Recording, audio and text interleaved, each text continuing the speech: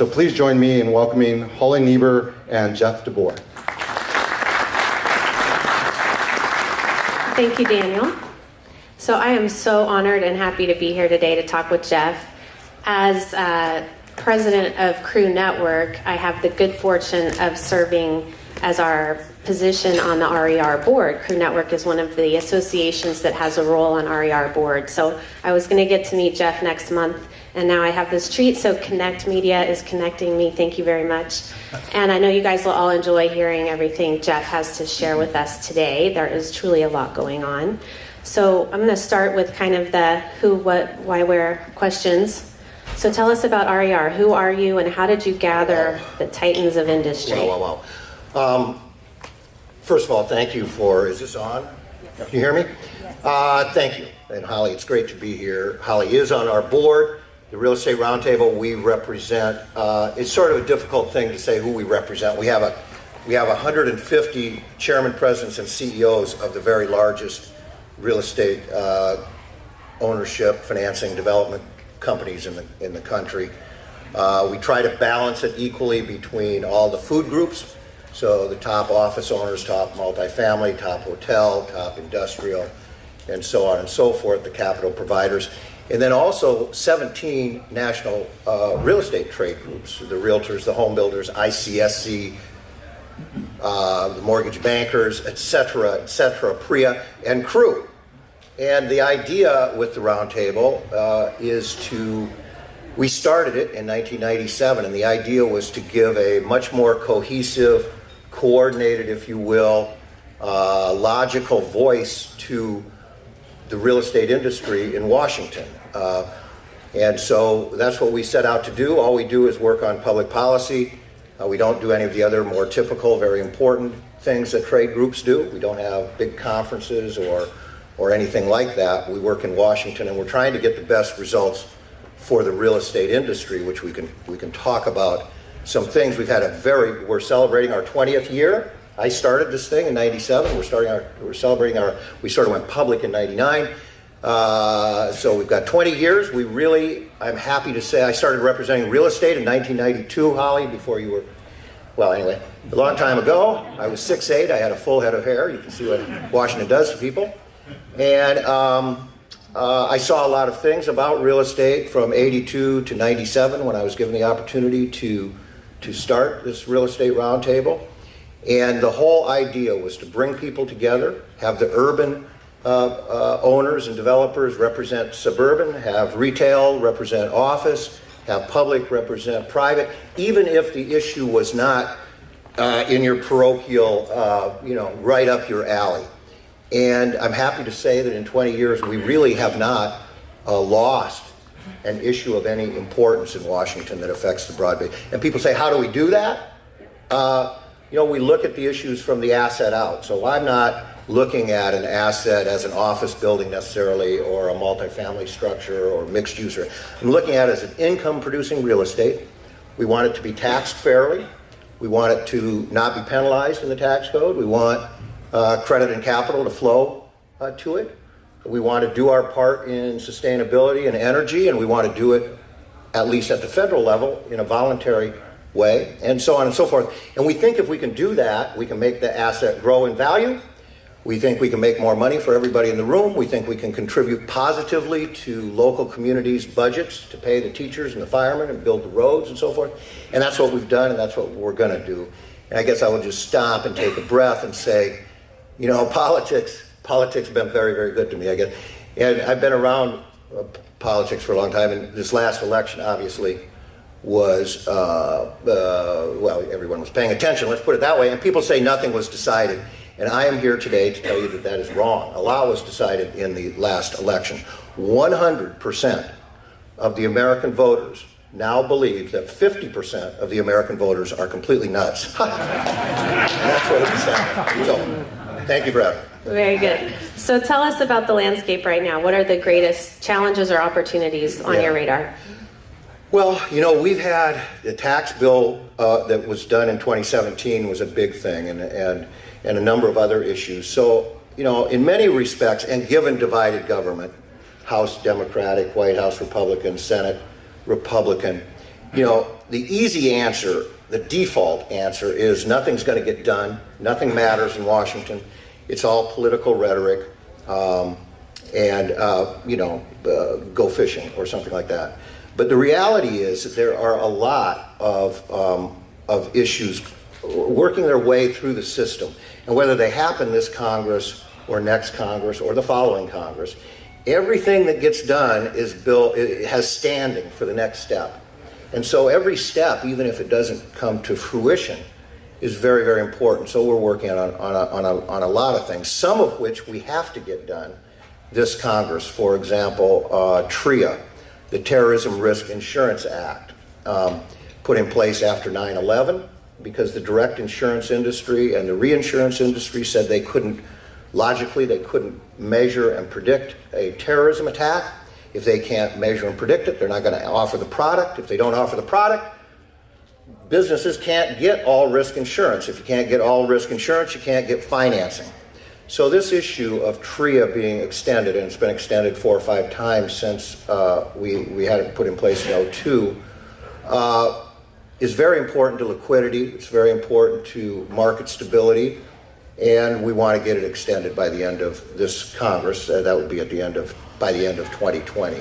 So that's number one on our list, Holly, of things that proactively we want to get done. An infrastructure bill. You know, we all obviously, well, I don't drive around much here in LA, but I can tell you in Washington, D.C., there's a pothole every 2 feet. And we need to do that. We need to fix the metros. We need to fix the electrical grid. We need to fix the water grids. We need to get the internet up running in the proper way. We need to recognize that we're sort of in a new transportation revolution. You know, just like we started driving across the country on the interstate, or we started going down the rivers on boats, those were transportation revolutions. And policymakers at that time understood that and facilitated people to do that mode of travel. And, you know, it's changing, and we're going to change in the next 10, 15 years. It's going to be unbelievable, probably, the way that we access our infrastructure. So it's not just potholes and stuff like that. We want to get this infrastructure bill done, and we want to get it as broad as possible. We want to bring in as much private capital as we can. We think P2s, P3s can have a big part of this.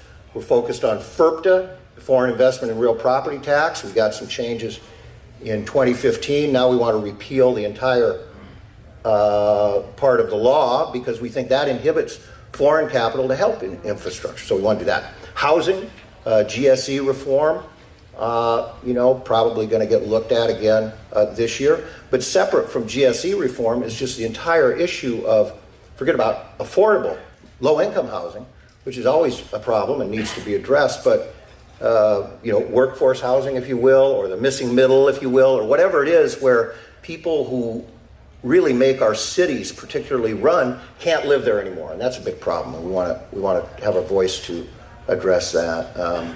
Environmental issues, we've got a lot of issues regarding Energy Star and some other things at EPA right now. So it's almost a full-time job. And then one last thing, and then maybe this will spur some questions.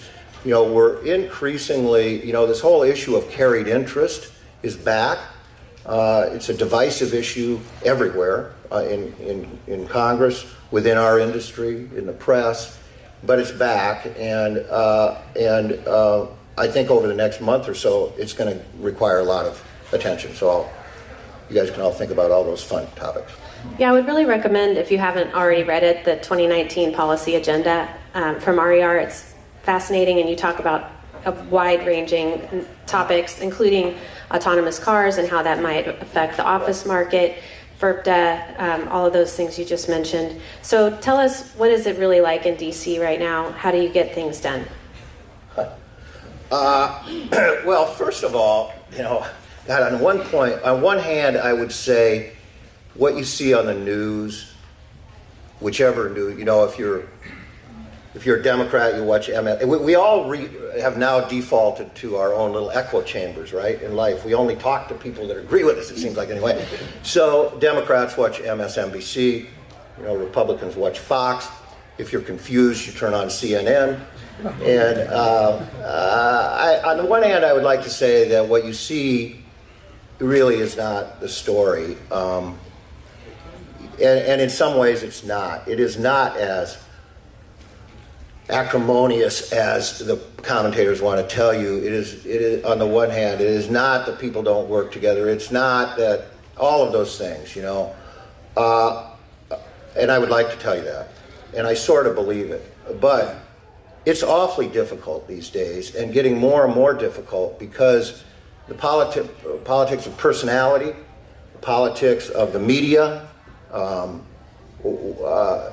what's gone on, not only the media of these television and newspapers, but social media and the power that Twitter and so forth has, is really, really, really making things not better, in my opinion, even though it's transparency and it's getting people involved and all those things are good.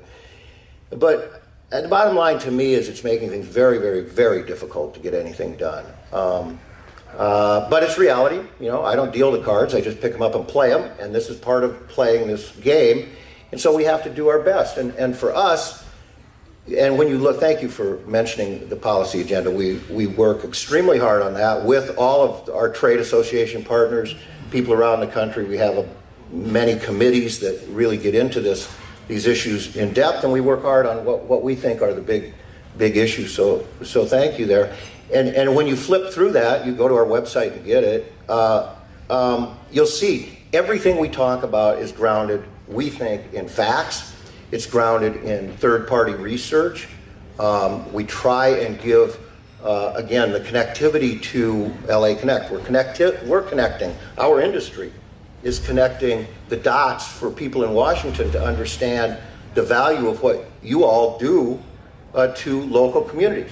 The tax base, the employment base, the philanthropic things that our industry does. So, we're out there trying to tell a good, positive story, and we're not asking for things that we think are unjustified subsidies. So we just do that day in and day out. It doesn't matter to me if I'm talking to an independent, a Republican, or a Democrat. I have my personal views, but from the industry's point of view, I'm just advocating for the industry. And when you do that, over time, you get a record like we have, which is a very positive record. No losses. No losses. If you're watching the basketball, I believe Louisville went down today. That was bad. But so people can lose, and the water does get choppier and choppier, and some of the media that I'm talking about will make the issues that we work on even more difficult. But we go about it day in, day out. We have a huge industry. You people are this is a great audience, but our industry is so enormous, so diverse, so influential on its own. Everyone has their own contacts and is an opinion shaper and leader in their communities, that if we can marshal that, and that's what the Roundtable is all about, trying to get people to understand, when to talk about a particular issue, when not to talk about a particular issue, what words to use. Words are very important. And if we can do that as a united force, which is what we've been doing over the last many years, we can be very, very successful. But about the time that we forget that is, when we aren't, I guess. Is some of it not overreacting to the headlines and really realizing that there's a lot of work happening behind the scenes? Yeah, Holly, that is it. And I mean, again, it's so big. In the last tax bill, people say that our industry was extremely successful in the tax bill, and we were. We're the only industry, don't forget this, real estate is the only industry that you can fully deduct the interest on your business debt. The only other people that can do that are utilities. Everybody else has an interest cliff. Real estate is the only asset that can be traded in a 1031 exchange. Nobody else anymore. No car fleets, no coins, no art, nothing, just real estate. We got this pass-through thing, which if you run through the rigmarole, you get a 29% tax rate on your income from a pass-through entity. The opportunity zone thing, which you're going to have a panel on later, provides great opportunities for neglected areas and is a good thing. So you know, why am I on this too? Why am I on There's this? a lot of work happening behind the scenes. Oh, yeah. And all of that took many years to build up. And we did all these studies, and we were ready. You know, I think when I was here maybe last time, when you gave the award to that great Los Angeline, Nelson Rising, I probably said that tax reform is going to be a very difficult thing for our industry, and we're probably going to take some hits, which I fully expected. But we worked extremely hard on this, and we came out of it without any hits, and it took years and years and years and years.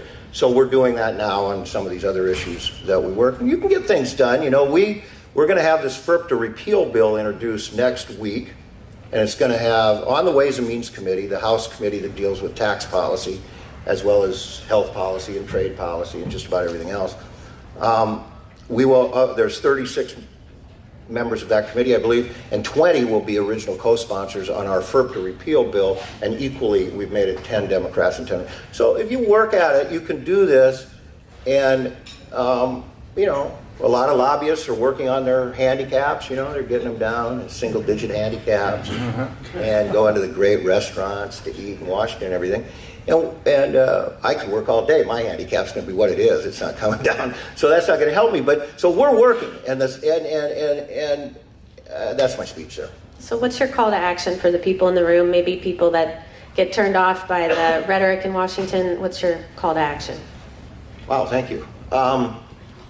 Pay attention. Pay attention. It is so easy. Sometimes I say, you know, if I didn't live and work in Washington, I wouldn't want anything to do with it.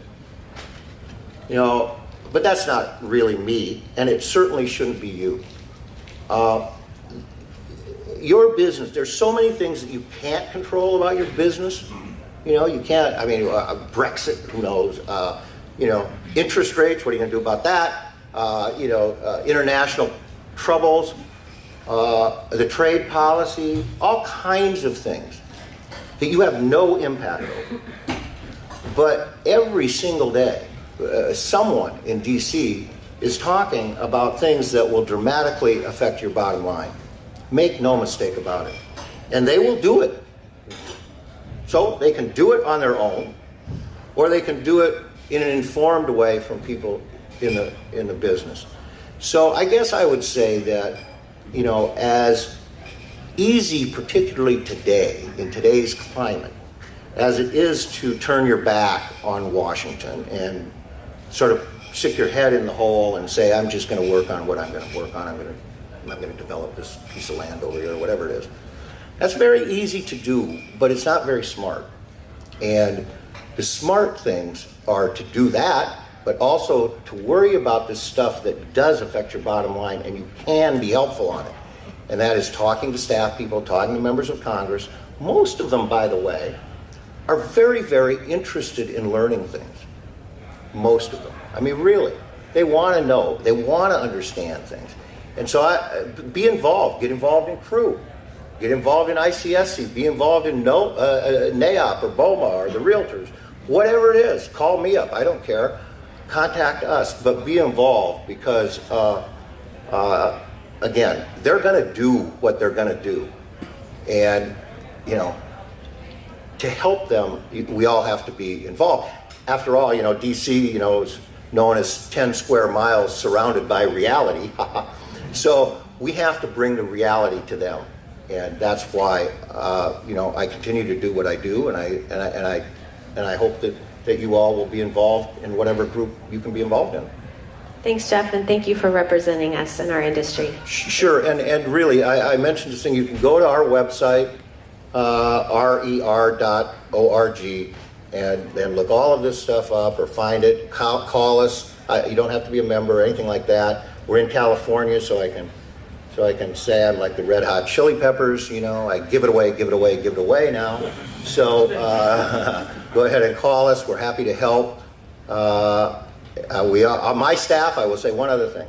We have a very dedicated staff. Most of them have worked for me for a couple of decades. They're not going anywhere. That's because we love the industry. We love talking to people. So we don't know anything about the industry. So tell us what your concerns are and how we can help. Okay? Thanks very much. Thank you. Thank you.